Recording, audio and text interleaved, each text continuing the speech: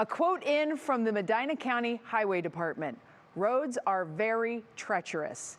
When the highway department is posting this quote, that is a huge deal. These conditions are not going to get better anytime soon. As a matter of fact, we will have worsening conditions because the snow keeps coming down. Farther south, the sleet will persist for Canton and areas south, but it will be changing to snow as we get into the latter part of the evening, and all of it is being thrown around with windy conditions, and the wind is causing blowing and drifting snow here in Cleveland and where it's been snowing, and it's also driving down the wind chills.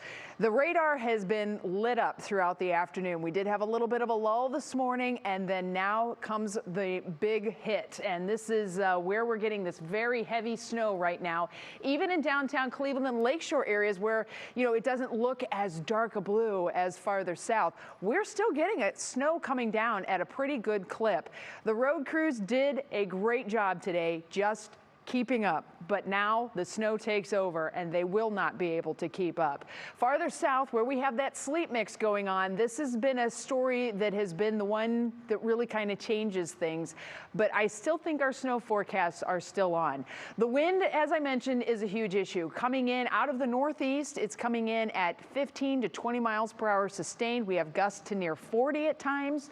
It is also coming in across the lake. I'm not talking about lake effect, but I'm talking about ice piling up on the shoreline areas west of Cleveland. It's known as an ice shove. We may see that still coming as that wind pushes against the ice and the ice has nowhere to go.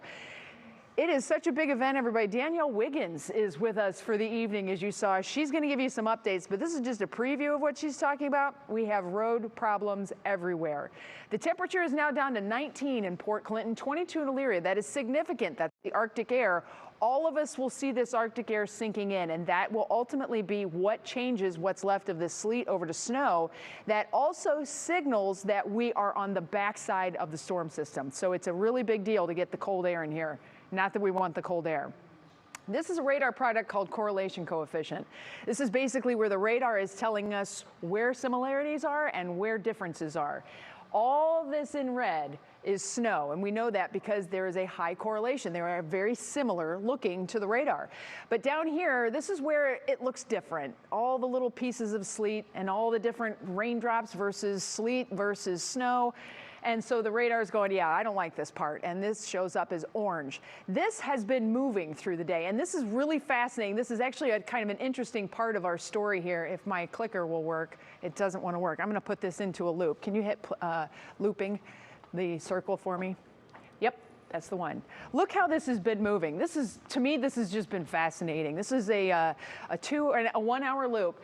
This line has held relatively steady, but as that cold air comes in tonight, it's going to push this line from northwest to southeast. So Canton and Millersburg and Worcester and down into Dover and over to Carrollton, where you've had predominantly sleet today, and that freezing rain and sleet mix, you will have more of that coming over the next couple hours, and then we're going to throw a couple inches of snow on top of it. So it's not a great situation. I know there's a lot of ice that has accumulated now, and it looks like you have a little bit more to go before that snow comes in. That is a serious situation because it really puts a slick on the roads. I told you the second wave. Where is it? Well, it's sitting over us and stretching all the way back down into southern Indiana at this point. So if we're kind of looking at the scale of the storm, this thing is thousands of miles long, Maine all the way back to Texas.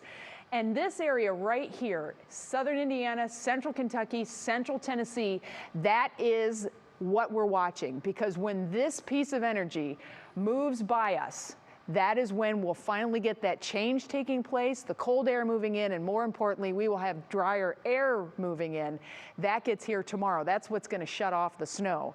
So we have a really long way to go in terms of winter storm impacts, because the blowing and drifting snow, even if it's not adding new snow, it's going to be impacting the roads. Heavy snow rates still to go for the next several hours across northern Ohio. We'll continue with the sleet too. From north to south, we'll start to see the snow rates backing off probably toward midnight. So it's going to slowly but surely back off. We'll probably have a little snow that picks up again tomorrow morning. But all in all, our totals remain unchanged as of right now. And I do want to stress, there are still changes to come, but our ranges are really on point. And here is what I have to remind everybody. This is storm total accumulation. This is not tonight plus tomorrow plus this. This is it. Everything we have on the ground plus what's coming this evening. We are still looking at this 8 to 11 inch accumulation with areas to 13. We might even get 14 depending on the fluff factor of the snow as this cold air moves in. Then as you go farther south, Canton over to Millersburg, New Philadelphia, and Carrollton, this is where that sleet mix is. This is where we're going to put another maybe 5 or 6 inches of snow on top of the sleet. So you probably have an inch, maybe 2 of sleet already. That's where that 5 to 8 inch accumulation comes in.